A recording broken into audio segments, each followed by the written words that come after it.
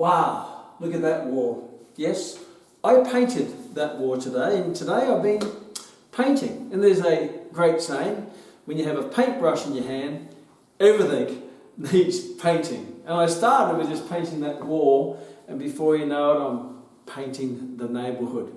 And I guess that's very much when you look at new toys. When a kid has a toy and they're excited by that toy, they take it everywhere, they play with it everywhere, and that's their toy, and they use it in so many different ways. And in this exercise profession, there are toys. And Rory and myself, we were watching some YouTube, and some things came up, and we noticed that there seemed to be a new toy on the market, a new trend, because the fashion trainers love to follow the trends and try to think they create the trends and create the fashion, and they start to use new toys. And that toy is the use of rubber bands.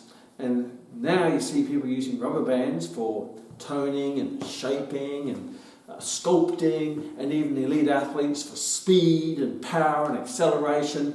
And these rubber bands, they're just magical because they can do everything. It's quite amazing. So please excuse my sarcasm. A lot of people do think that. They say the secret, this is the new secret training principle, the new training tool that's going to change the world. And this is how you're going to achieve your goals in a faster way. And what I do know is over my now 47 years in this profession.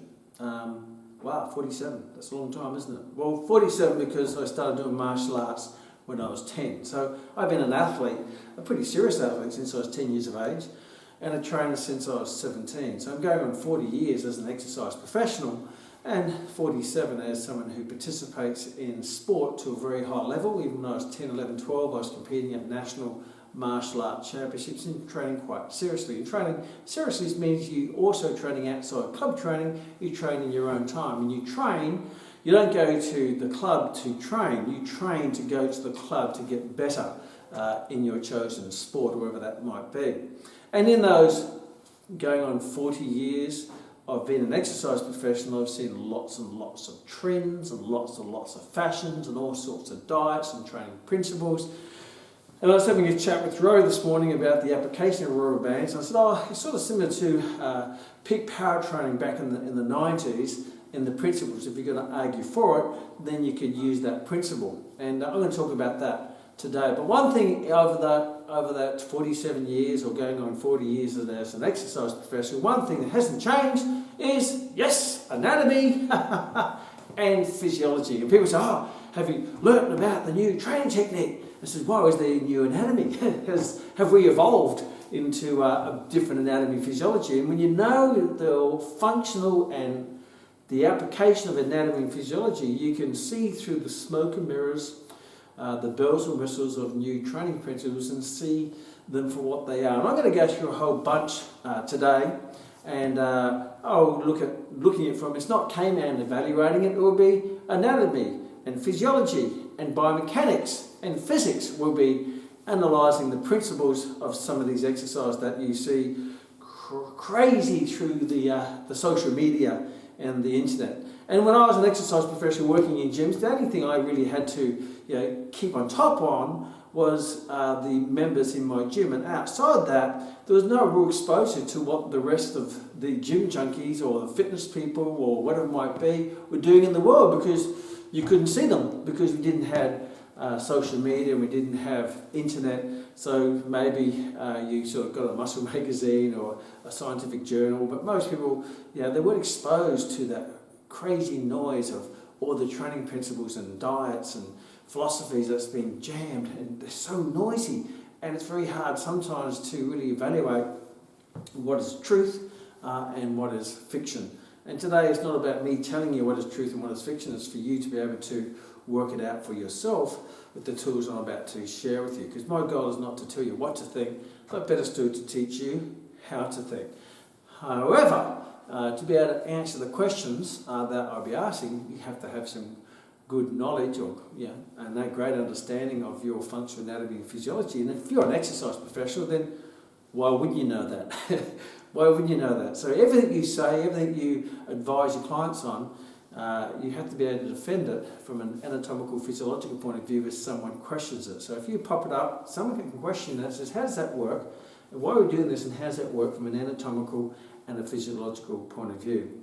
So what's raging at the moment is obviously the rubber bands. Now I don't have any rubber bands, but I live on a farm and I have my ute. Yes, farmers have utes. I'm really more of a yuppie farmer, not a raw farmer. People say, what do you grow on your farm? And my answer is, I grow joy. Because I love it here. It's just beautiful, surrounded by snow-capped mountains, my puppy dogs and my beautiful wife, and lots of things that we do here, but I don't really grow anything, livestock or wheat or maize or whatever it might be. But yeah, it's a real cool place to hang out. But because I move a lot of stuff around on my back of my ute, I have some of these, I didn't know what they're technically called, but they're like rubber bands and they have hooks on the edge so I can keep things in the tray of my ute. So I'll be using these today, and the good news is once I finish using these today, at least I'll have them still to apply in a practical way on my farm. So, but if you may want to pretend that these are some fancy named rubber bands that make them even special with those little magical powers on them, but ultimately they're elastic and they stretch and they pull back together. And I have a couple of lengths here depending on the exercise that we're going to do. Now what's interesting is some of the stuff that I have seen on social media and obviously in some gyms, not that I hang out much in gyms anymore, I'm more of a one-on-one type personal exercise coach type of person rather than going into the big gyms.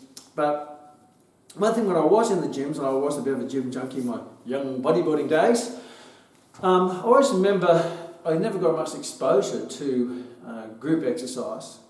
We used to call it aerobics back in the 80s, and that's when my career started in the 80s, 1983 actually, no, 1983, yeah, that's when I started my first job as a gym instructor at Bob's Gym, yes, in Southport, in southeast Queensland. And it was more of a bodybuilding gym. Then I went to Spartan Gym, which was more of a bodybuilding gym. So I never got much exposed to the Jane Fonda aerobics or the Jamie Lee Curtis 10, the movie with, let's get physical.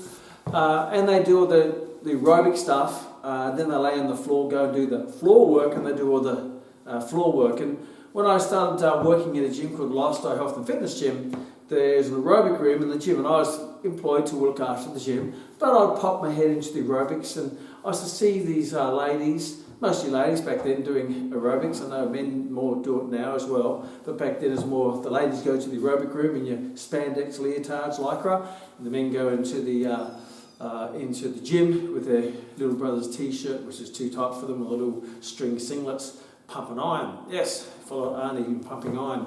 But I remember walking in there and seeing all the ladies on the ground, and they were doing what they call a class called TTB, tummy, thighs and backside. So the whole class was tummy, thighs and backside. And I walked in there and those ladies spent the whole time, and back then aerobic classes were an hour long, so a long time to be on the ground, and they were doing all sorts of positions. They were lifting the leg out to the side, and they were laying on their belly and donkey kicking, we called them donkey kicks, and then doggy raises, and then they do inside thigh, outside thigh, also butt lifts and all sorts of stuff. And I was talking to the manager at the time, and I was curious, and I said to them, in understanding that I'd come out of university, I'd learned anatomy, physiology, I had a good understanding of it. I knew the basic principles. I certainly wasn't as knowledgeable as I am now, but I always had this sense of common sense. And I asked, what are they doing?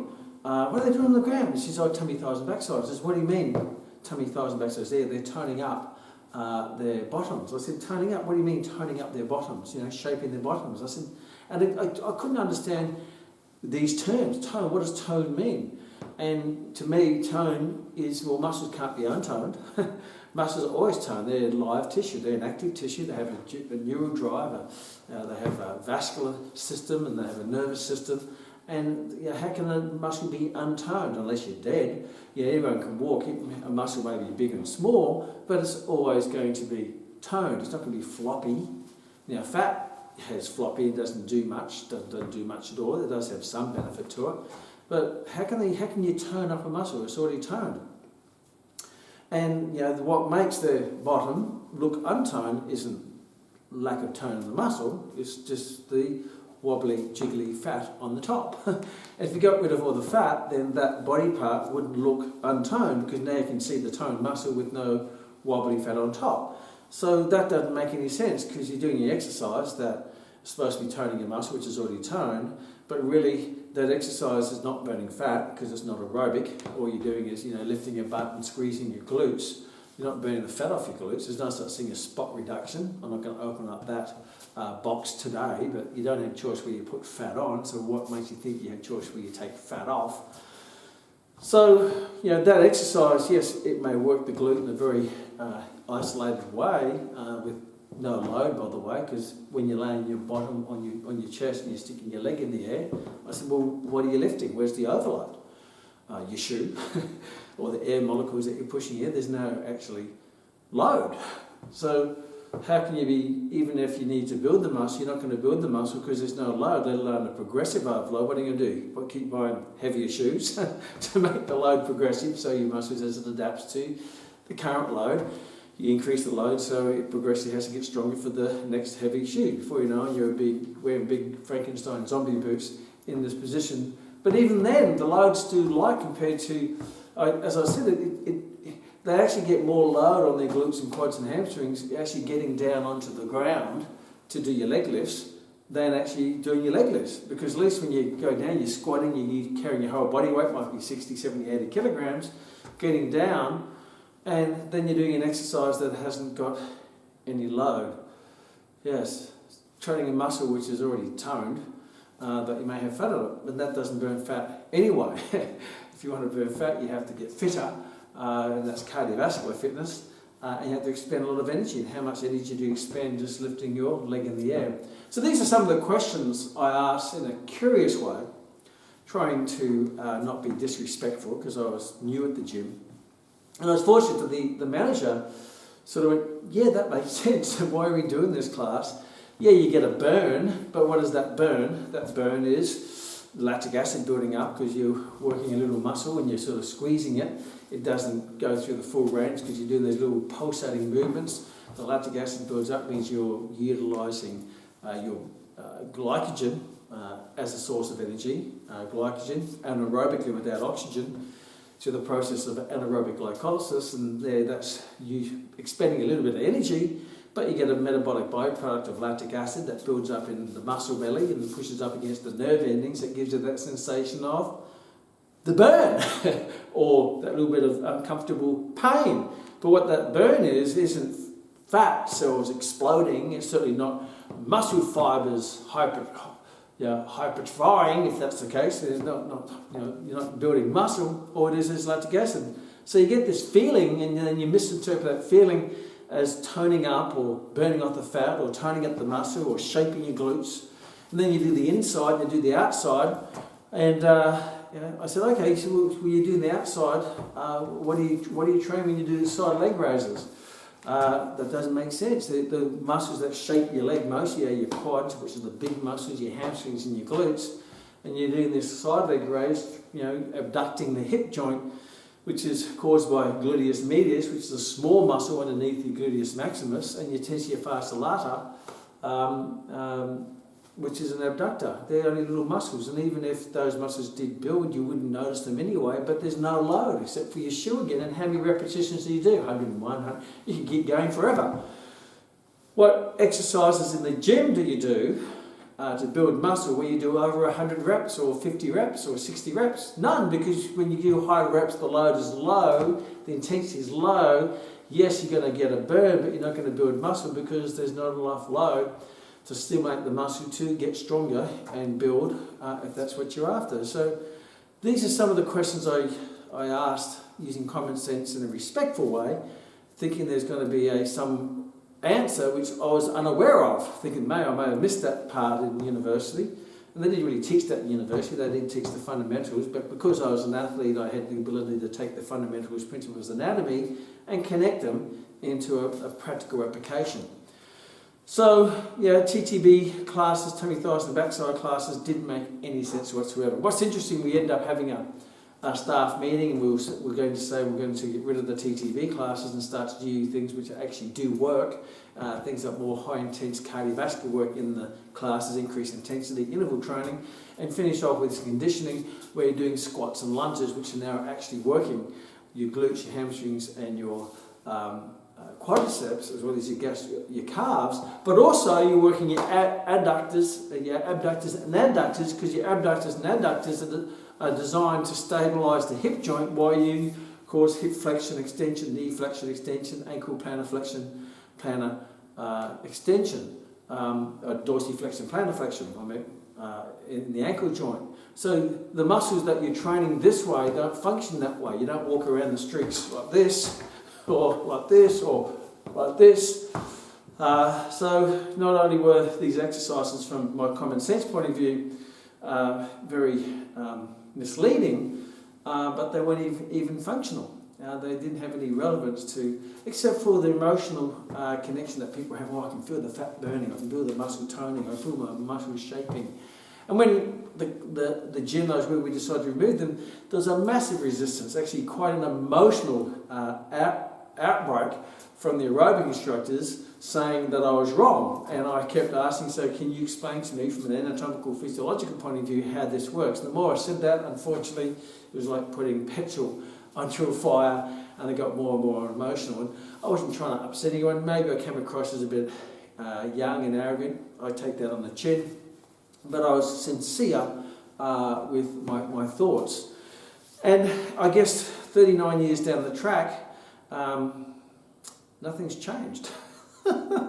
Nothing's changed. People are still doing all these exercises and becoming more creative and putting their own spin on them to share them with the marketplace. Whether they're doing that for, hey, I'm really generally trying to help people, I might be just I may just be sincerely ignorant, but my intent is good, or I'm trying to come up with my new spin to sell my way of doing things to get a bit of fame and maybe fortune, or fans. The 3 Fs. People tend to do things, they want fame, fortune and fans, which is all quite superficial.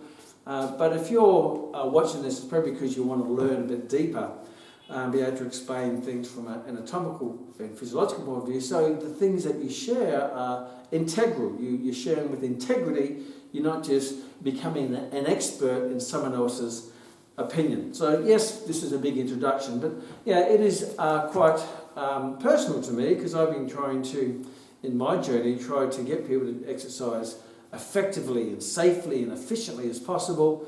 Wherever I have this massive tidal wave of misleading information, and now with the social media, and everyone can go down there and be a self-proclaimed expert, and they just throw all this stuff out there, and for the general population they don't know what to believe because they don't have that knowledge. So today I want to go through some of these exercises. Now, generally speaking, from what I've seen, the 2 reasons why people do the rubber bands. And I know they have fancy names, branded names, so they can sell more because our rubber bands are better than their rubber bands. And everyone does that. But weight is weight, doesn't matter what colour it is, whether it's chrome or whether it be black or red, or whether it be a special name, but weight is weight and resistance is resistance. And does rubber bands give a resistance? Yes. And is there a use for rubber bands? Absolutely. Absolutely. There is a use for using rubber bands as a form of resistance. But as long as you know the application, the pros and the cons, and its limitation, and you're not misleading people to believe something which is just not true. And once you know something, then you can't unknow it. So hopefully there's going to be some good stuff here today to get you to think. And in that journey, because I'm explaining it, I'm learning as well. The great thing about teaching is you hear it once, you learn it once, but I hear it 3 times. I hear it once in my thought processes, and then I hear it again when I present it, and I hear it again when I basically do it. So I get to evaluate it 3 times. And don't get me wrong, there's lots of things I used to say back in the day which are misleading. My intent was right, but I didn't have that knowledge at that time, and I thought this is correct. And have I in the past done things like crunches and side crunches and upper abs and lower abs? Yes, I have, when I didn't know what I know now. But once I knew that they were ineffective or inefficient and sometimes just not safe, I just stopped it immediately. Irrespective of how trendy they were or how much my clients wanted it, my role is to educate the clients so they actually can evaluate themselves so they don't get led down another track down the path. Well, they have a better body than you, so I'm going to follow them. They got bigger biceps than you, so I'm going to follow them. They got a tighter tush than you, I'm going to follow them. Oh, they got more degrees than you, so I'm going to follow them. So there are a lot of people who have fantastic bodies with more degrees than a thermometer are saying things that don't abide by the laws of anatomy, physiology, physics, chemistry, biomechanics. My background is I do have a master's degree, but that's not to say that everything I say is right. But my specialty is probably what we call sports biomechanics. All my thesis and my studies were done on sports biomechanics, which is strength training, and that's my area of expertise. But I'm always learning. The one thing I do learn is I'm not always right. So when I'm wrong, I love it because that means I've learned something. So yes, I'm playing with this rubber band. So yeah, when people use these, they use it for either one or two reasons. Number one, for a lot of people, it might be, the ladies in particular, they want to tone up their problem, what they see their problem areas. They want to sculpt, or they want to shape. So they'll tend to use these to try to get the booty or get the slimmer legs or the inner thighs, whatever it might be. So they tend to use it a lot down this area, which is, again, now you're thinking maybe if I work more down there, I'm going to lose more fat down there. So now you're probably going down the path of spot reduction. So first of all, when you look at anything that you're trying to achieve, you can say, well, what is actually causing the challenge in the first place? Is it lack of muscle? Is it lack of strength? Is it too much fat? Is it lack of stability? So it's really important to evaluate, what is the goal? What is the goal? What are you actually trying to achieve? And then be able to, once you've got that, then you have to think of what are the physiological things I need to do or to stimulate in the body to change that physiological change, whether it be strength or power or speed, whether it be fat loss or building muscle or stability. Now, the word tone is not an anatomical term. I mean, the word tone is used in music. Tone, tone, tone, tone, tone. Okay, obviously I'm not a singer, but tone itself is not an anatomical term. Tone, I guess, is the look of a muscle. What looks toned means basically it has little fat, and it has a bit of muscle, so it makes it look firm. Maybe the skin is still quite elastic at the time because it's a bit younger, and then you're going to have the appearance of tone. If you look at bodybuilders, when they get down to really lean body fat levels, they look very toned. It's not because they've been doing toning muscle exercises, it's because they've been building muscle using mostly heavy weight training. They may put exercise in there for what they think is spot reduction, but makes them feel good, and then they're losing all the fat. Now, sometimes in that process, they'll give credit to the wrong thing. It's like the guy who wants to lose fat off his tummy. I want to lose fat off my tummy, so they decide they're there every morning, they're going to go for a run. So they go for a half-hour run every morning, and then after they run, they lay on the ground and they do 50 crunches. And after about a month, they start to lose fat off their tummy. And they go, my gosh, those crunches are working. So is it the crunches? Or maybe there might be some other things. So yes, you give credit to the crunches, but it was actually the energy expended in increasing your cardiovascular fitness and improving your MVO2 and changing your respiratory quotient, so you tend to burn fat and less sugar, turn your body into a fat-burning machine. That doesn't come from crunches, that comes from the run. So they do the run and the crunches, but they give credit to the crunches. And on top of that, if they're making that change in their life, if they're making that change, they've made a decision. They just change, I'm going to get rid of this. So what we'll probably tend to do as well is probably eat healthier, probably eat a bit less, eat healthier, eat better things. They may move more. They may start to walk further distances. They may be more active. So all these other moving parts contribute to losing the fat, but they'll tend to give credit to the crunches. Or if a bodybuilder does heavy chin-ups and heavy bench presses and heavy rows and heavy incline presses and dips, then they go and do some bicep curls and some dumbbell kickbacks, and they get arms grown and say, wow, those tricep kickbacks and those bicep curls are working.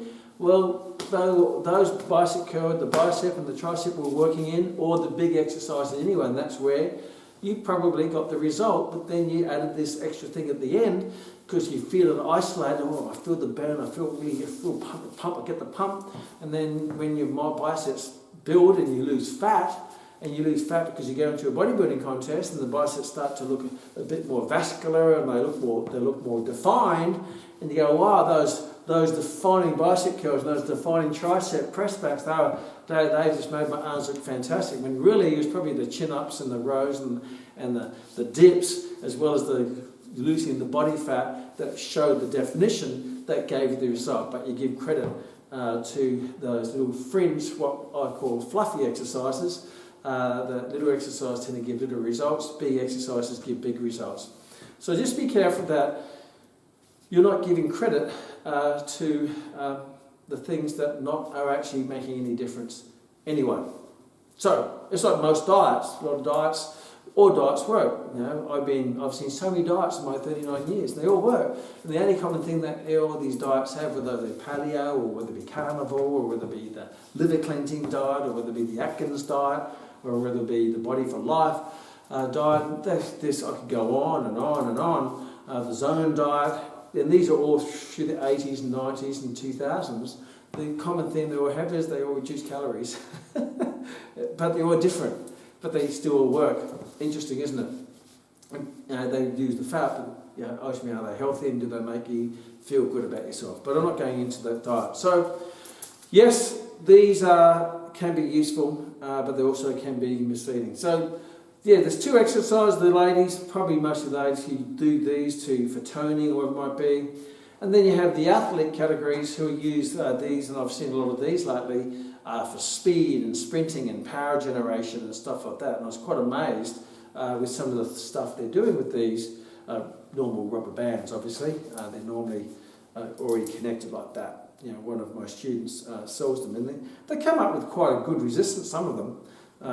But what I saw on the social media is that they weren't being used very well to actually create a difference. What's really sad is when someone actually takes action to achieve a goal and they're given something to do to achieve that goal, but it's not really the best thing to do.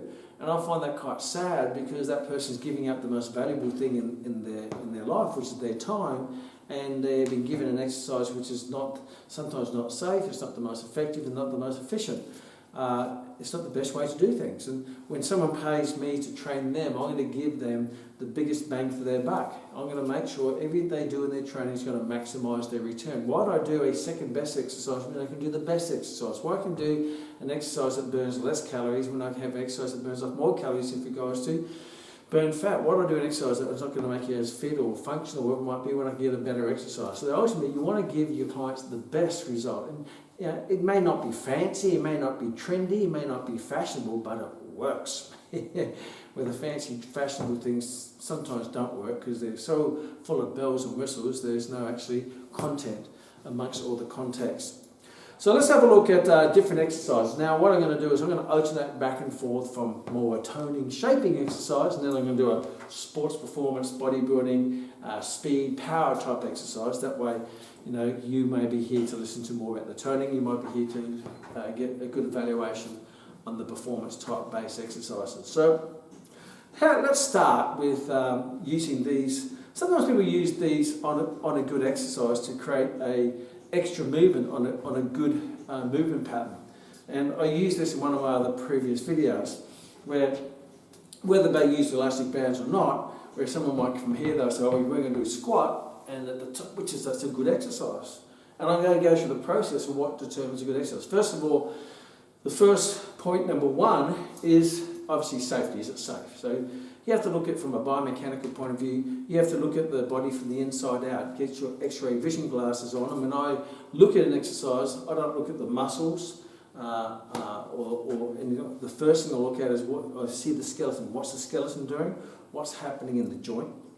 What's happening to the cartilage? What's happening to the ligament? What's happening into the meniscus? What's happening to the tendon? Because they're the things that people tend to suffer injuries later in life from doing repetitive strain activities that cause a strain on the joint, wear out the joint. And I have lots of my friends, I'm now in approaching 60, and I have a lot of my friends who are sports people who are getting hip replacements and knee replacements, and they're becoming bionic men and women, and a lot of the time it's probably from all the stuff they used to do when they were young. Might be occupational as well, might be from their sport, but I know a history of what they're doing. Okay, well, I can probably see how that happened based on your activity history, whether it be sport or your occupation, and why you'd be in that position. Now, touch wood, fortunately I've had no challenges whatsoever, even though I have lots of wear and tear injuries, don't get me wrong, but I haven't had any surgery or breaks or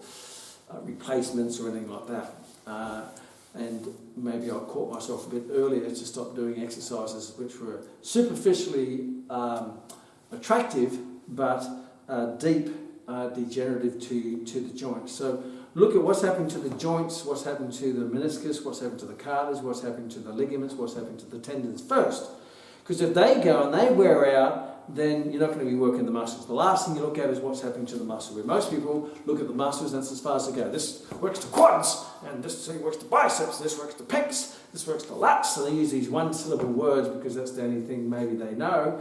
Quads, pecs, bis, tris, lats, calves, hammies, where there's 2 syllables. Let's go a bit deeper than that if you're an exercise professional. And that's all superficial anatomy. What is the deeper muscles, such as the rotator cuff, the supraspinatus and the subscapularis and the teres major? And what are the deeper muscles in the glute medius and the piriformis and the pectineus? And understand that these more stable, like the other ones will tend to get injured if you do very inappropriate exercises. So you look at the exercise from safety. I'm not going to go too much. Nothing today is going to be unsafe because many times the loads isn't high enough anyway. Like the tummy, thighs and backside classes, they were unsafe because you're laying on the ground anyway and there's no load, so there's not really much that could be unsafe about it except maybe the repetition and some of those movement patterns if you do them too often. If I get my finger and I poke you in the head and I keep popping you in the head like this and I keep doing that, after about a day, 24 hours a day, you're going to have, your skin going to be worn out, you're going to be bleeding, and my finger will be in your skull, even though I'm not hitting very hard. But if that's continuous, repetitive, it will have a wear and tear on your... And so many times an exercise doesn't have to have a high load. If it's repetitive, it can over time wear and tear. The Grand Canyon was carved out by a river where it's just eroded the whole thing away over many millions of years, naturally. So, safety first. Next one, is it functional? Is it an application? If you look at that movement, is it functional? So there's 2 things to look at. A, the position. Is the body in a position that it is the same position that it is in its sport, or is it in life from a position? Then you look at the joint movement pattern. Is the joint movement relative to life or sport? Do you do that movement pattern in that position in life? For example, a lot of people will train the core, which is another more modern term for the muscles of the axial system. And people say core, okay, if you're going to use the word core, so what are the top 7 muscles that make up the core? What are their origin and insertion? What is their actions and what are their function? And if you can't name that, you shouldn't have the right to use the word core because you don't really understand it. It's like me saying, the car engine is broke, and with an expert way, but if I don't know what's underneath the bonnet and how it works together, then I should reserve my opinion until I know what's under the bonnet before I have a very passionate opinion about the mechanics of a car. And I'm not really a mechanic of a car, so I don't advise people on how they should fix their car. Even if I heard something, well, that sounds kind of cool, but I still don't know because that's not my area of expertise. So, functional, is it functional? And a lot of people will train the core, which is obviously your rectus abdominis, which is the least effective of the group of muscles that stabilises the pelvis and the lower back in the upright position. Then you've got internal, external obliques, then you've got your transverse abdominis, then you've got your multifidus, your rectus spina, your quadratus lumborum. All of those have a coupling effect in stabilising the pelvis and the lower back. In what position? The upright position. So the question is, so what do you lay on the ground? What do you get down on the ground to train the core when the core functions in the upright position? Why are you laying on the ground to train a group of muscles that functions in the upright position? That's like me saying, look, I'm going to train for running, so I go swimming. What are you doing? I'm training for running. Yes, wait a minute, that has no relationship to the mechanics, the position and the movement pattern of your desired goal. You're doing something completely different. So a lot of people will go, okay, I'm going to train the abs, and I'm a fighter, a martial artist, and I'll be fighting in the upright position, I don't lay on the ground and do, kicks or punches. That's silly. I train upright. But when I do the core, I'm going to lay on the ground. I'm going to go and imitate a lizard by doing a plank and holding it there statically for a period of time. And so, well, what has that got to do with that? Where's the obvious connection? So use a bit of common sense. We'll go a bit more into detail from an anatomical, physiological point of view. So, function. Then you say, how about the load? The load. Is there a load, an appropriate load, and is the load in the right movement pattern for the desired muscle action? For example, I use an example which I see a lot of, and working with elite baseballers over the years, I've noticed that when I was working with Major League Baseball, the Milwaukee Brewers and the Australian baseball team, and my master's degree and 2 of my published research studies were actually done on sporting performance for baseballers by integrating strength training and plyometric training and sorts of stuff. I won't get into that. But a lot of the baseball pitchers and throwers, they have rotator cuff. So what they tend to do is do a lot of rotator cuff work. And what some of them will do is, we're going to do rotator cuff. So I'm just going to go over here and grab my dumbbell. And you see this in gyms and people doing rotator cuff. So they grab the weight, they put it into the side, and they do a rotator cuff movement. Right? And they go like this for rotator cuff. And then they do this side.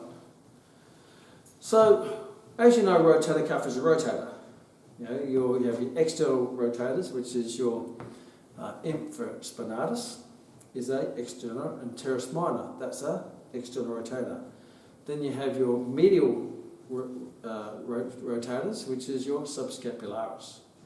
And then your supraspinatus is more of an abductor for the first 20 degrees range of motion. So, first of all, if you train rotator cuff, you best know what the rotator cuff are, where they originate. Supraspinatus originates in the supraspinous fossa, goes underneath the coronary process, attaches onto the superior head of the humerus. Then you have underneath in your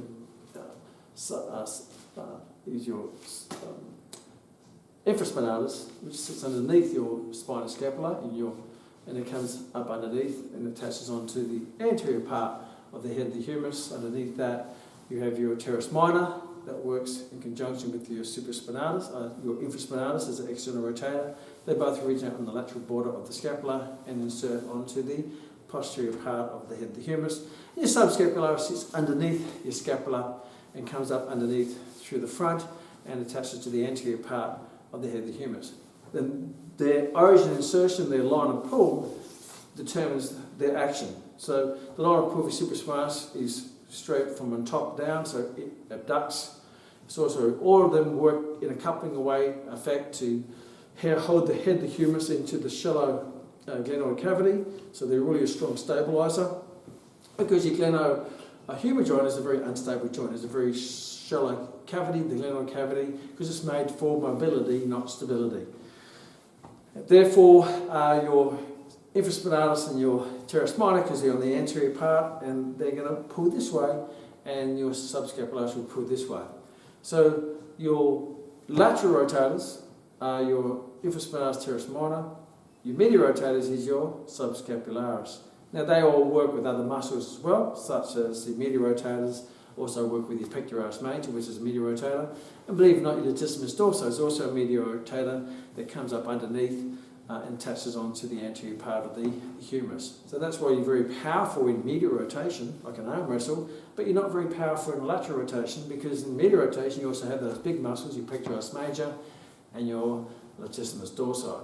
Where lateral rotation you really only have maybe a bit of a help with the deltoid and those two small muscles, your infraspinatus and teres minor. So that's why that one tends to get tight and tends to get injured and puts this stability of the joint in a very unstable position. It tightens up and it ends up impinging on the supraspinatus, which runs underneath your acromion process, between the recovering process and you hit the humerus, and that starts to grind at that tendon. That's where you get the symptom, but the cause might be one of the other rotator cuff. But going back to my point, to the exercise, if I'm doing this movement, so yes, the movement is lateral rotation, medial rotation. Yes, the movement's correct. But if I put the load in, where's the load going? The load's going down. So what muscle is working against the load going down is the bicep, trying to keep my elbow at 90 degrees flexion. So the muscle that's working is the bicep in a static position because it's not shortening or lengthening, therefore it's isometric. And all I'm doing is I'm doing an isometric bicep contraction with a load while I'm rotating laterally and medially the glenohumeral joint. But there's no actual load against either one because the liner pulls down, the muscle contractions up, but the medial lateral rotators, there's no actually resistance going against them. So the line of load is perpendicular to the desired muscles that you're trying to work. So that's why, yes, you have to check, is the load appropriate, and is the load in the line of resistance to the muscle action. And you get a lot of that. It's like me doing a bench press like this. You know, I see a lot of people with little dumbbells, and they used to do this in classes back in the aerobic days, and I still see it to this day. They had their dumbbell, and they push out like this, and say, yes, we're working the pecs, working the pectoralis major. Well, what holds my arm here in this upright position is my deltoid, because the load's going down. Therefore, my arm is, if it's coming out to the side, it's either flexing or abducting. So what muscle does that? The deltoid, and I hold it in a static position while I take my arm, my glenohumeral joint, through horizontal flexion, horizontal extension. But the load is perpendicular to the desired muscle, which is horizontal flexion, where the load is actually the muscle going against it is flexion rather than horizontal flexion. So what's really interesting, some people we work the pecs this way and work the lats this way, like a bench press on a row. Same thing applies. There's no load directly against the latissimus dorsi for the row, and there's no load directly against the pectoralis major, where the load's going across the joint, across the muscle, and working a different muscle rather than the desired muscle. So that's where load is really important. Is it enough, and is the load in the appropriate biomechanical position to stimulate the muscle that you want to stimulate in the way you want it to stimulate it? Then you look at the next one is the intensity. It means is the intensity high enough? It's going to create the desired physiological change. So if let's go back on the rotator cuff. The other thing that I notice with baseballers is they do this, but baseball throwing is up here. So when you throw a ball and your rotator cuff are working, I won't go too much into this, you actually cause internal rotation, and then you control the follow-through internal rotation with the lateral rotators, with the arm in the abductor position, but you're training it in the adductor position. You're training it in the wrong position where it should be trained up here if you're going to train it. And that's another question in itself, and I won't even go down that path yet. That's another session, where a lot of time people get rotator cuff injuries because they do rotator cuff exercises on top of movement patterns in their sport that cause rotator cuff stress.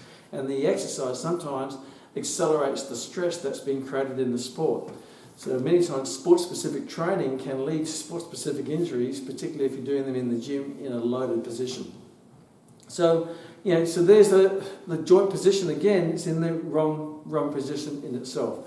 This is all, I'm just using all these examples to get you to think about what you're doing. And I know these may not be the exercises you're doing, you're exposed to, but if this starts to get you thinking differently when you look at movement patterns and exercises and go, well, why am I doing that? Well, does that joint make sense?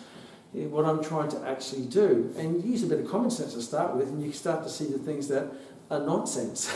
If you use common sense, you see the things that are nonsense. But if you're emotionally attached to it, then you're going to be looking at it through emotional blurred eyes, and we'll always, what's the old saying, it's easier to fool someone than to convince them that they've been fooled. So many times if you've been fooled, whether it be ignorantly or in a naive way, and you've already adopted that information, you projected it as an expert, then you defend it and you hold on to it and you just resist saying you're wrong. I mean, I love saying that I'm wrong because that gives me an opportunity to find a new right that progresses me in my thinking and in my profession.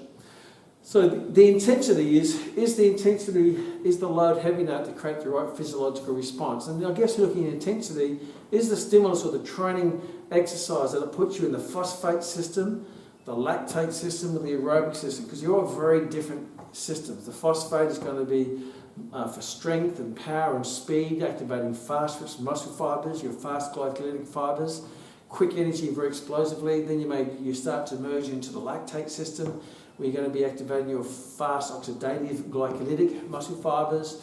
So you're getting a bit more away from strength and going to a bit more muscular endurance. And then as you go down, that's anaerobic endurance, where you get the burn and the lactic acid.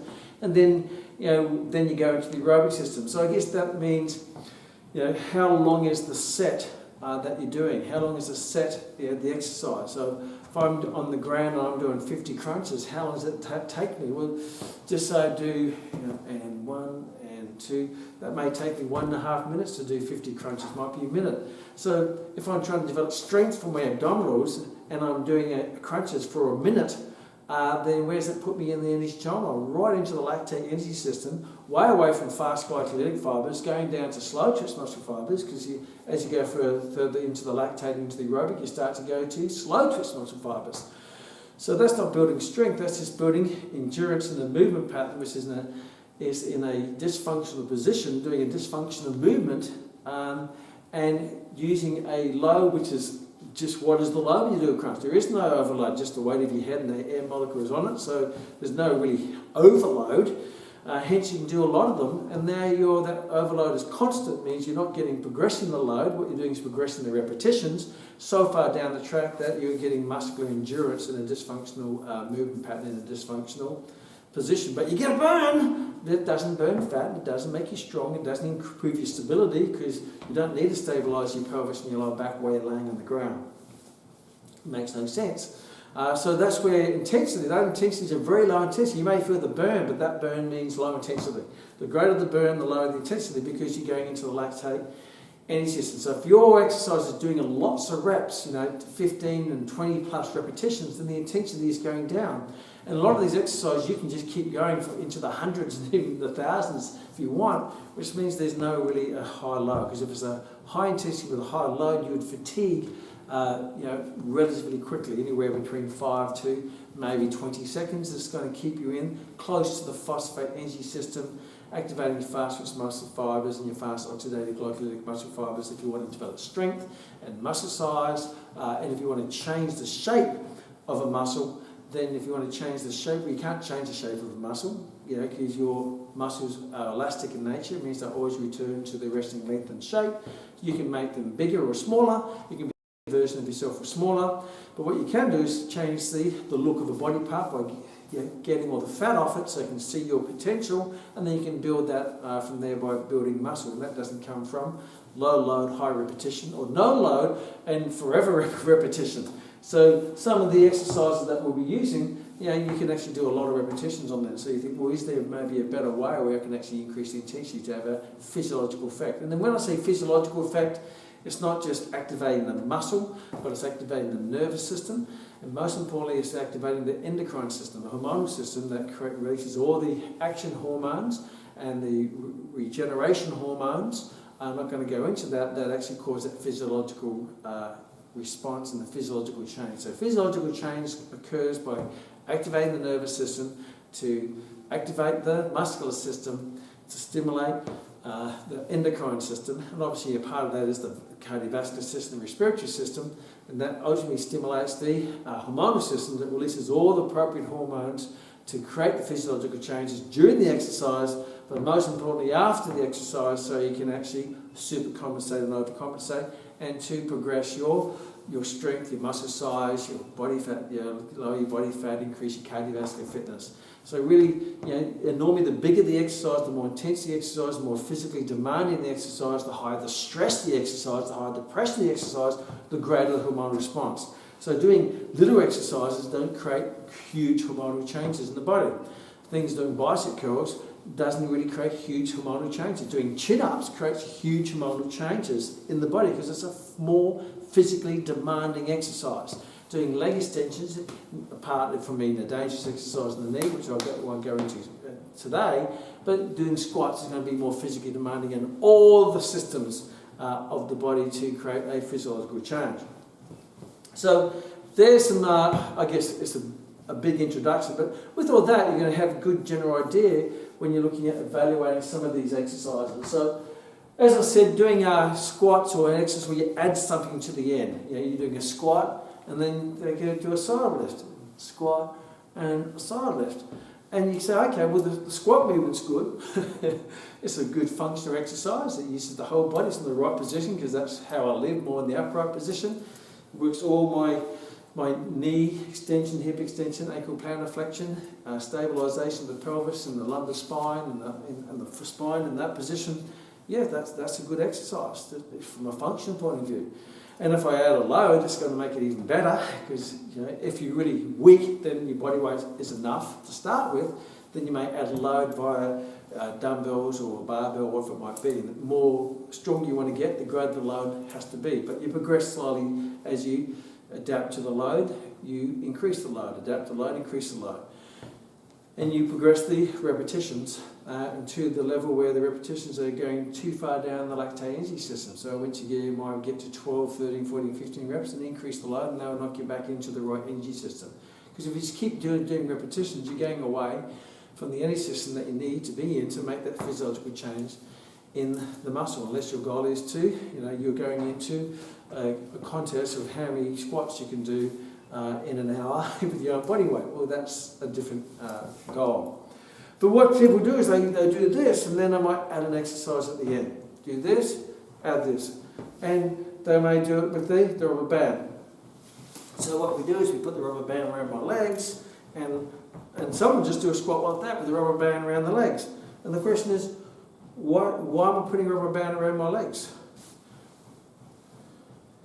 I mean, the rubber band pulls my leg in, so if my leg's a bit out, then yes, I may have to use my abductors a bit more to kick the knees out to do the squat. But what is the purpose of the exercise? What are you trying to do? I need to do a squat where I increase my ability to abduct the hip joint.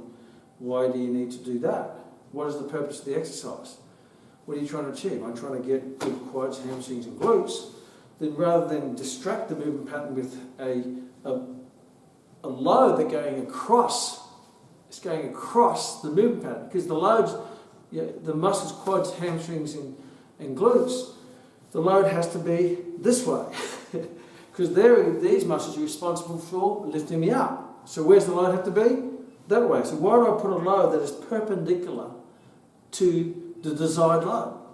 All I'm doing is I'm doing a movement which is unrelated to the ultimate movement pattern that I want to get the result that I want. Going down and up. Why am I doing that? I mean, it's like me doing this and someone pushing my head at the same time, and they're pushing this way. What does my head being pushed to the side got to do with the squat? What has the elastic band got to do with pulling that across? Or sometimes people will do this and they'll step across and back and up, down, across, back, up. What is the objective? What are you trying to do? So you're working your abductors, which is your glute medius, and your tensor fasciae, which are very small muscles anyway. So even if they did grow or tone, or whatever you want to call it, you're not going to notice them anyway. And back and up, down, back, up. And some people will walk. They'll go down and they'll start walking like this. And then they walk backwards. So let's have a look at that. Function. What part of life do I need to, or what part of life do I do this? And then I need to do this with the load being pushed in this way. What part of life do I need to do that from a function point of view? Geez, we're going to the extreme now. I have to be very creative to look at the function. Sports conditioning. What part of sport do we do this? With your legs out there. Interesting. I don't know. Maybe you know something which I don't know. Function. Interesting. Load. Well, what is the goal? I mean, is it abduction? Adduction, is that what you're trying to work on? Or why are you trying to use abduction into a movement of flexion and extension? Why are you trying to hit it? Because both are perpendicular forces need to be applied. One is down and one is across. You can't have it both ways. I can't head north and east at the same time and expect to really get anywhere effectively and quickly and efficiently. Interesting, it's trying to do two muscles or two movement patterns that are perpendicular to each other. I can't work bis and tris in the same one exercise because I'm either working one or the other. I can't work flexors and extensors and abductors and adductors in the one exercise. That doesn't make any sense. One's got to be compromised. One's going to be compromised. What's more important? Your tensor fasciae, your gluteus medius, or your quads, hamstrings. But what's interesting is when you do heavy squats with a heavy weight, guess what muscles have to work really hard? Your adductors and abductors to align the knee in its correct path to do the exercise in the first place. Because your abductors and adductors are alignment muscles. They position your knee in the correct position to do the flexion and the extension. They don't need to be pushed around from the side with these different movement patterns. The other thing is we talked about, obviously, the load. Well, it's perpendicular to what you're trying to achieve. The muscles that you're using on your tensor fasciae latae, gluteus medius. I never had anyone come up to me as a client and say, hey, Kman, I need to tone up my tensor fasciae latae, my gluteus medius, and I need to increase its strength and hypertrophy my tensor fasciae latae, which is a muscle which is only about the size of my thumb. It's a part of the ITB, iliotibial band. And you get a burn because it's only a small muscle that generates a fair bit of lactic acid in an isolated type movement. Then we look at, we talked about the load. I mean, well, you're not doing that with heavy loads because that'd be crazy. Doing a heavy squat with someone pushing you, and that's what it is. There's someone pushing your knees in while you're trying to do a squat. It's like we're doing a bench press and someone's pushing my arms in and I'm trying to resist them. I've got dumbbells on, they're pushing my arms in. You wouldn't do that. You just focus on the exercise to maximise the load, to maximise the force, to maximise the body unit recruitment, to maximise the tension and the physiological change. But why do I distract it? Because as soon as someone pushes laterally or perpendicular to the desired movement pattern, then I have to compromise the load to resist that movement pattern. It's like if I'm driving a fast car and you've got a car on the side pushing my car off the road. I can't focus going straight. I'm being pushed off the road. My steering wheel is always resisting that perpendicular push when I'm trying to go this way. If I'm running and someone's pushing me to the side, it's going to compromise my speed of running. The load, how much can you do this? If you just do this, and I'm doing this, how long can I do that for? How many reps? It's not a very heavy load. I can probably do hundreds, hundreds of repetitions. Do I feel it working in there? Yes. But it's the wrong feel because after doing that for, I know I'm up to now about 30, I feel a little bit of a feeling in my glutes. Right? So where's that put the training stimulus? It's now going down to the lactate energy system into muscular endurance. So when I go more down that, I can do that forever because it's a constant load which is not really overbearing. I'm not getting so to I can't move it. It's too hard. I can keep going. Means the load's so low and I feel it, but it's not going to create any physiological change except for maybe a bit of a cramp after a period of time. So the load is low. Yes, you can get a thicker rubber band, absolutely. I don't see a lot of people doing the thicker rubber bands, but even so, you go back to what I need a thicker rubber band with the strength to do that movement, where's the functional application of it. So, from a load, am I going to volitional failure? Am I fatiguing? Am I doing my best? Can I do this where I can't do anymore? No, I can keep going for a long period of time. So, that's an interesting exercise, isn't it? Now, what I do see from a sports conditioning point of view, a similar movement pattern. I've seen top-level international rugby teams put these around and they're going across the field. Across the field. Again, I'm trying to work out, being a strength and conditioning coach in my day, what part of rugby the movement pattern is that's not how you run in rugby. Yes, when you run, you may have to push off this way and push this way. But what's the best way to develop that skill? Doing that through your cones or your speed drills and stuff like that in a very acceleration, deceleration, acceleration point of view, rather than a constant elastic. And the amount of force and the speed is very, very different than putting a little rubber band around your legs, doing this, working your tensor fasciae lata, gluteus medius, tensor fasciae lata. You're not working your adductors because your resistance is this way. Adductors and resistance have to be the other way. So from a sports performance point of view, and then it's okay, we got to make this fast, and I go, okay, go. Faster, faster, faster. I'm trying to work out what sport does that. Excuse my sarcasm. I just see a movement that has let's go faster, faster, faster, faster. What is that doing? Your tensor fasciae, gluteus medius, your abductors in this pattern. Let's do the other side. Faster, faster. Or they'll go this. Faster. What's it making fast for? First of all, we go back to sports physical function. What movement pattern are we doing that? What part of sport do you do that? I can't think of any. Not in that movement pattern. Yes, there might be threads of that movement pattern in maybe stepping and sidestepping, or pushing off the back foot and doing a kick, something like that.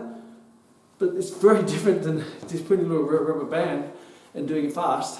You're better off actually doing the kick or doing sidestepping. So, interesting, faster. Or they do little patterns where they can go, and I've seen these, they're all over. So they go front, back, forward, side, back, forward, side, back. I mean, are we tap dancing? Are we line dancing? I mean, even then, what part of sport? And they do it faster. But you're doing the wrong movement pattern faster. Not the right movement pattern faster, with a low load. How many of these can I do? So positions in not functional, not sport specific. The joint movement is not sport specific. So it's not really functional sport specific. The load, well, the load's not very heavy. It's an elastic band. And everyone's load, heavy, a wrong movement pattern with a heavy load. But it's not. It's these rubber bands don't create a huge amount of resistance. That's why I can keep doing them. I can do them faster, and I can do them forever. So the load, again, I might be down, so I'm working the quads, but now I've got a load going across the quad, which is perpendicular. The load's not that heavy, and it's the wrong direction. In a static position. I don't run like this on the spot. So the load, then you look at the intensity, well, how many repetitions can I do? 10, 20, 30, 40, 50, 60, 70, 80, 100, I can keep going forever, faster, faster, faster. So the longer the set, the more the repetitions, means the load's not heavy. Therefore, you're going way away from the muscle fibers, fastest muscle fibers, energy system, faster energy system, that are responsible for faster. Because if I can do this for a long time, I'm not activating fastest muscle fibers. I'm not activating them at all because the load's too low. I'm just creating a endurance type set of a movement pattern which is not related to sport, with a load that goes across with a low load for a long repetition. So again, I'm using anatomy, physiology, and biomechanics as a line of load. That type of movement pattern doesn't make a lot of sense. So that's a sporting performance one. Then you have, there are exercises that I feel are quite good. And they're limited because an elastic band is limited. It only has one form of tension. Yes, the tension gets greater as you stretch it, but that's as far as it goes.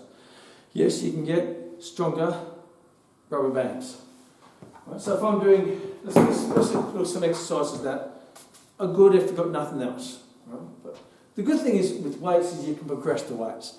The thing with rubber bands, you don't know if you're getting any stronger because there's no feedback. It's just the same feeling. You get the feeling, but you don't know whether am I getting stronger. I can measure my progress in weights because I added an extra kilogram. I added an extra 2 kilograms. So if I'm doing, say, squats like this, right, and I'm coming down and up, right, So yes, that's working. The load's in the right direction. So it's functional. Yep, functional, full body. Is the load? Yes, it's a load. It's not massive, but it's a load. Is it going in the right direction? Yes, it's going against the opposing muscle. It's opposing the muscle action. Yes, great. Is it really heavy?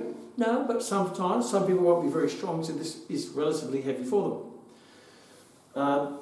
Can heavy repetitions going to do? What's the intensity? Well, it's not very high intensity unless you get a stronger rubber band, which is fine. If you get a stronger rubber band, then you're going to increase its intensity, you increase the load, which is great. So this type of exercise is good. It's limiting because you can't progress the load unless you increase your rubber band, and you may be able to do that. But what I see a lot of time, people will do 10, 8, 9, 10, and they stop. But if they keep going, they can probably do 100 or 50. So if you stop at 10 and you can do 50, is that going to make any difference? No. I see people training at such a sub-maximal level. If I can do 50 push-ups and I do 5 push-ups every morning, am I going to get any better? No, because I'm not pushing the body beyond its comfortable comfort zone. There's no progressive overload. There's no progressive stimulus. So if I'm doing these, if you're going to do these, you have to get a load. Whether it be lunges are good too. But if you stop, but you can keep going, you're not getting the gains that you hope or been promised that you're going to get.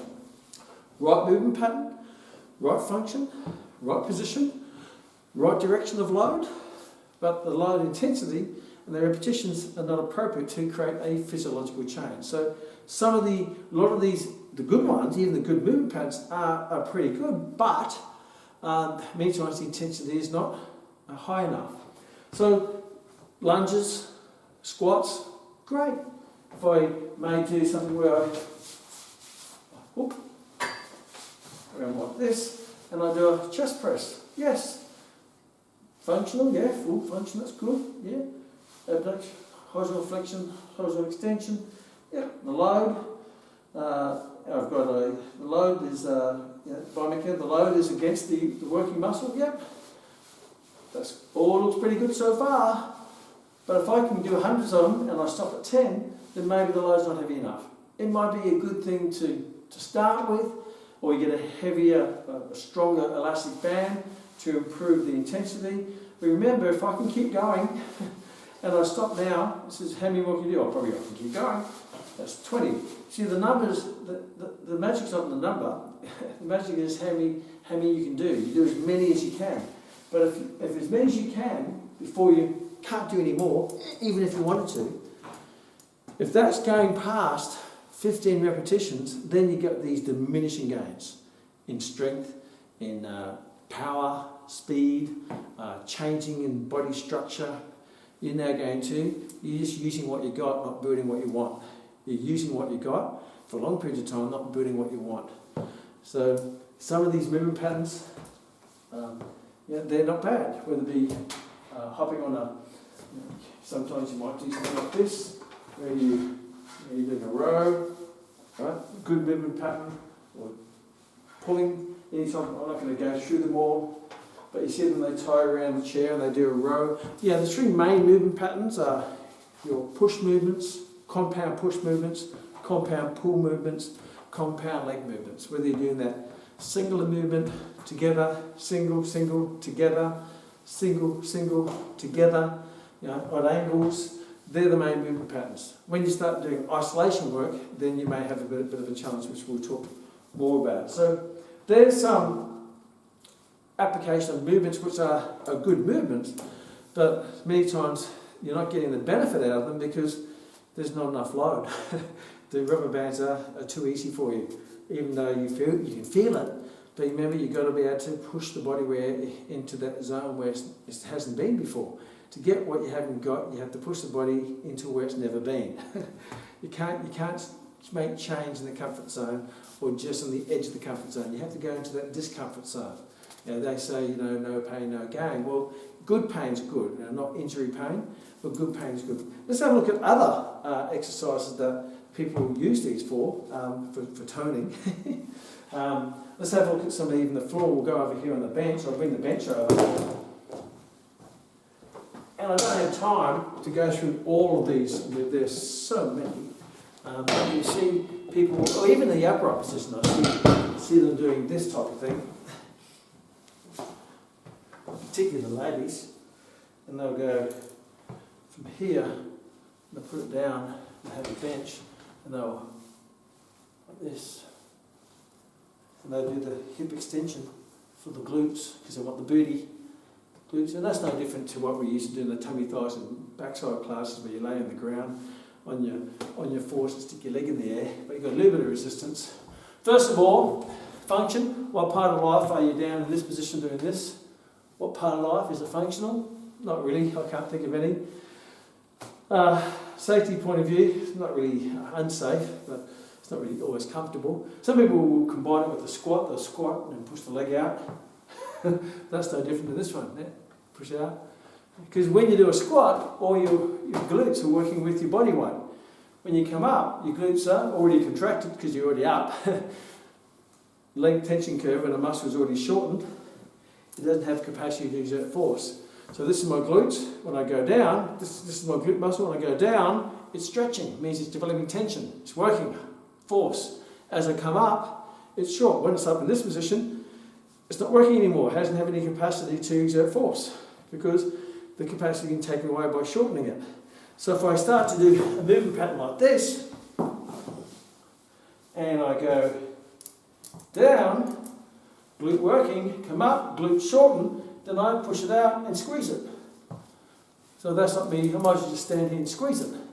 But I get a bit of extra squeeze now, oh, I feel that. I pop the fat cell then, oh, like that. I hypertrophied a muscle cell then. That's what you think. But A, it's not very functional. B, the load, well, the load's been applied when the muscle's already shortened. And when you do a bench press, all your work's down here, not at the top, because the muscle's already shortened. It's called the leg tension curve, the elastic properties of muscle, an anatomical principle, or fat. So here, yes, I feel squeezed, but all I'm doing is squeezing my bum. I'm not actually working my glutes. I might get a little bit of feeling because the elastic band's working on it. But the load, and how many of these can I do? The load is it against the muscle that I'm targeting? Yes, but the muscle's already been shortened. So it's what we call, it's now actively insufficient. It means it's so shortened, you can't actively, it's inefficient at activating because it's already shortened. When the elastic band is short, it can't do very much. When the elastic band is stretched, it will pull the two in together, the insertion to the origin. Now the load is so light, how many repetitions do I do? How many of these can I do? Again, we're going into the probably hundreds. If I put a gun to your head, probably the thousands. It means on the energy timeline, it's way down into the lactate aerobic energy system, activating slow responsive fibers which aren't responsible for big muscular changes. You're just using what you got, not building what you want. Again, another exercise which you see floating around. So that's another bottom toning one. And again, I could keep going in where people lay on the ground and I'll do this on the bench. So face this way so you don't, I'm not rude to you, all right? And they'll come up and push out, down, up, push out, down, up, push out, down. Again, functional. What part of life are you laying your back like that? It's not functional. Again, excuse if I'm coming across as sarcastic. It's hard not to be, unfortunately, when you know your anatomy and physiology. And it's not functional. The hips are already mostly extended, but I'm just hyperextending it. The glutes are already shortened, because I'm shortened, the glutes are shortened, the elastic properties of the muscle is shortened. And there's no load.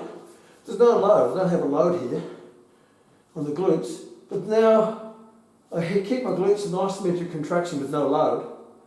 And then I work my abductors, tensor fasciator gluteus medius, to go back in. Sometimes I do one side, then do the other to make it fancy. Up, out, down, down.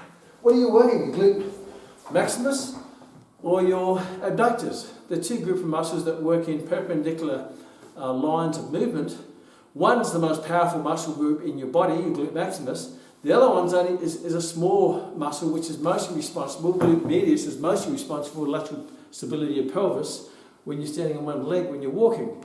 Tensor fasciae lata is again more of a stabilisation muscle that connects to your ITB, which is involved in your patella tracking of your patella through your intercondylar groove, your intercondylar femoral groove.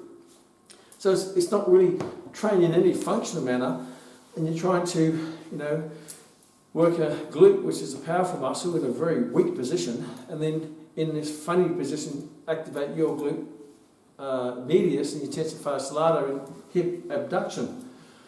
None of it makes any sense. Yes, it's a fancy, fashionable, trendy, wow, that looks really funky, but it's just funkily inefficient, ineffective from an anatomical, physiological point of view. And how many of them can you do from a lower point of view? You can do them forever, till the cows come in, right? I'm out in the country, I can say that. So the repetitions are so high, they go way down to the lactating to your aerobic system, so you got a lot of movement, but no productivity. You got a lot of activity, but no results. So, and it saddens me, I see people, they dedicate a lot of their time to these exercises that aren't delivering them what they want. I remember staying in the Hilton once, and I went in, I did a workout, I did bench press, I did squat, I did row, one set, really heavy weight, strong, bam, took me about 7 minutes to do those 3, hopped on the treadmill, did some interval work, 10 minutes at the interval, puff, and I'm fit, I'm strong, and then in that whole time for about half hour I saw this guy who was really overweight, and he spent the whole time on the floor doing all these floor exercises. Only thing missing, he didn't have the rubber band. Maybe he should have had the rubber band. I thought, wow, you just wasted a half hour of your life.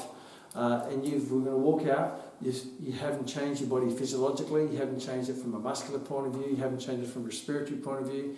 All you've done is you just done all these little movements, fancy movements, that there's no actually application of productivity or physiological change. You could have done so much more in that half hour, and time is something that you can't waste. And as an exercise professional, stop wasting people's time. Yes, these can be useful in certain, maybe rehab or whatever it might be, but if you're going to use it, make sure you understand why you're using it. How's that work? I'll use another one just to finish off, because there's so many I can keep going forever, right? I saw one in sports conditioning where they were doing this movement. Let me try to get it right, try to remember it. Here we go. So that was hooked there. There we go. And that was in this. And they were something like this, and they were doing hip. Oh, and then, excuse me. Up, and doing this. Fast as you can. Hip, lift, lift, lift, lift. And it was something like that. And I was thinking, what are they doing? So they're doing for speed work, for sprinters. Lift, lift, lift. So this was stuck underneath something on the ground, and the leg was there, and lift, lift, come on, sprint, sprint. And yes, from a functional point of view, well, it's not really running, but you're upright at least. In running, does your knee come up? Yes, your knee comes up. So if you get that knee drive, get the knee drive. What is the propulsive muscle in sprinting? The propulsive muscle is the one on the ground. Not one up in the air, the one on the ground. That's the one where you extend the hip, you extend the knee, plantar flex the foot. That's the driving muscle. And when that comes off the ground, then that comes up to counterbalance the movement, so we can drive off the other one. So this is a counterbalance. This is not the accelerator. The one on the ground's the accelerator. This is the balanceator.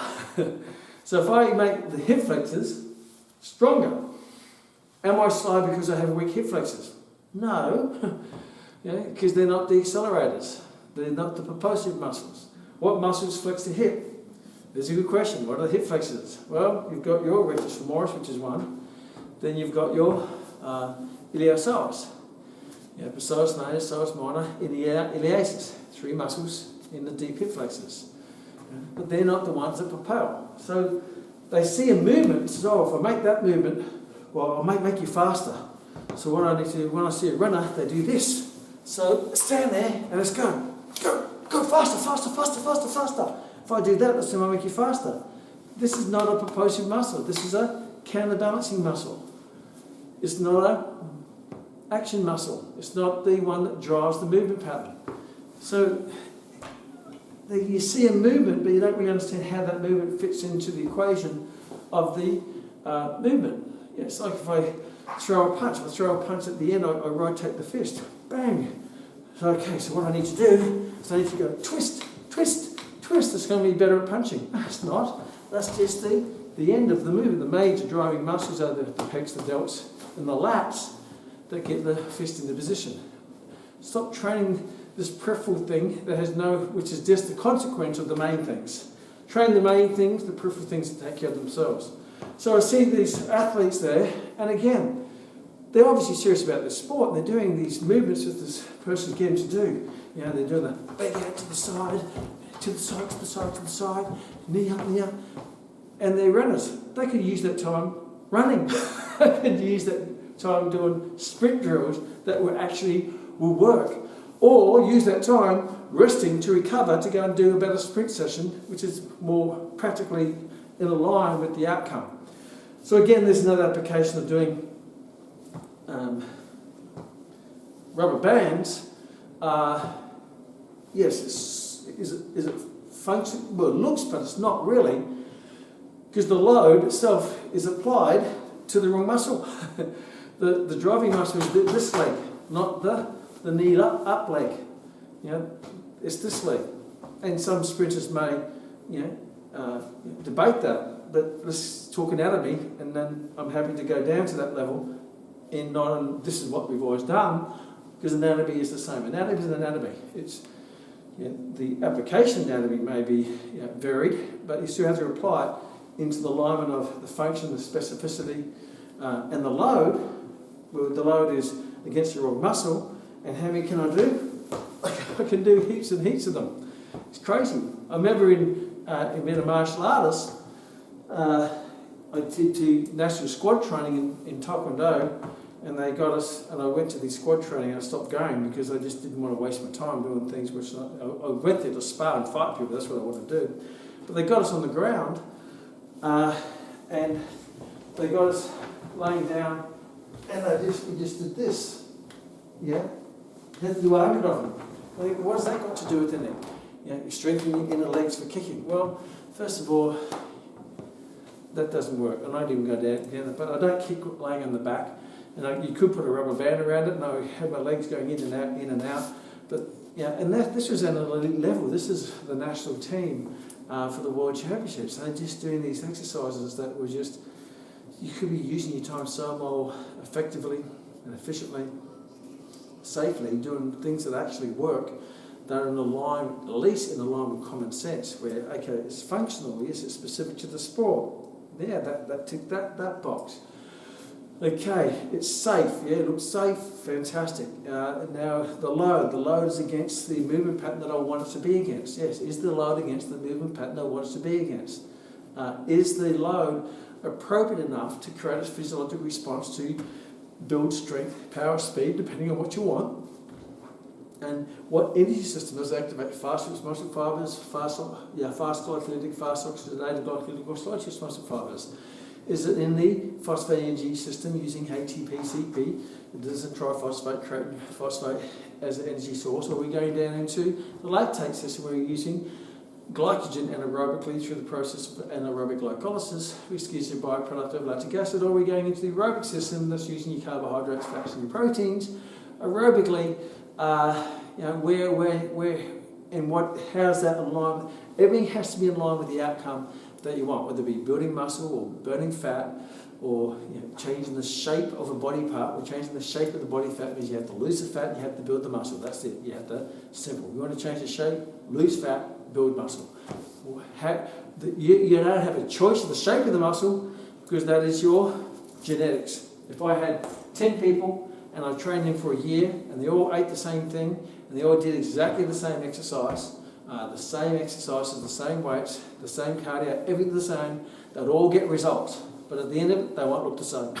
They're not going to start blending into the exercise. The exercise doesn't determine the shape. Right? The exercise doesn't determine the shape. The exercise, all it does is it builds your genetic potential to be closer to its genetic potential. It takes your potential closer to its genetic potential. And everybody's different.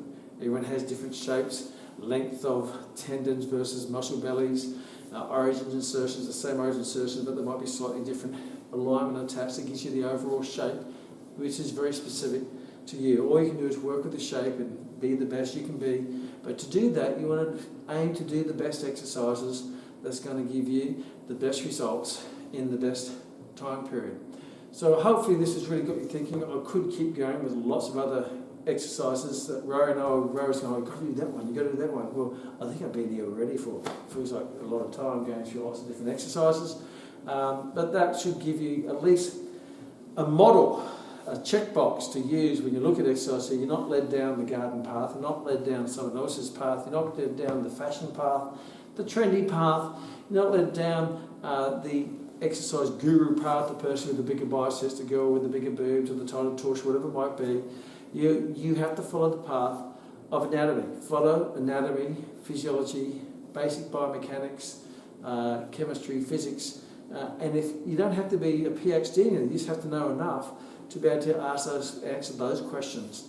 Is it functional from a position point of view, from a joint movement point of view? Is it sport specific to my sport from a position point of view, from a joint movement point of view?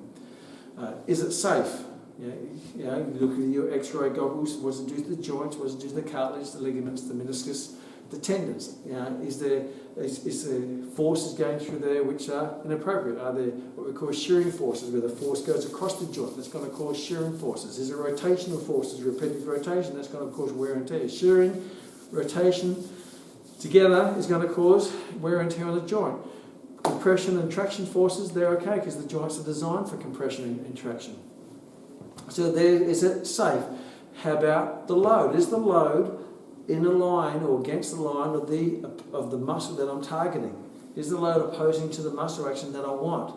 Or a lot of these are advanced in putting loads across. You're doing a good exercise, but then you're just complicating it with a load that's inappropriate and doesn't actually benefit and takes away from the exercise in itself. So is the load in alignment biomechanically against the muscle that you're trying to target? Is the load appropriate enough to create a physiological response? And you measure that means how many repetitions can I do where I can't do any more? How many repetitions I can't do any more? And if that goes over 15 to 20 repetitions, then you're going down the lactate energy system, activating fast-twitch muscle fibers. The more repetitions, the less physiological change you're going to create from a muscular point of view, strength and power, body shaping and tone point of view. You want to be looking at heavier loads relative to you, repetitions, low, heavy efforts into that fatigue. If you do that, then you're going to get the results you want. So follow the anatomy, not the fashion. See you in the next Kmax.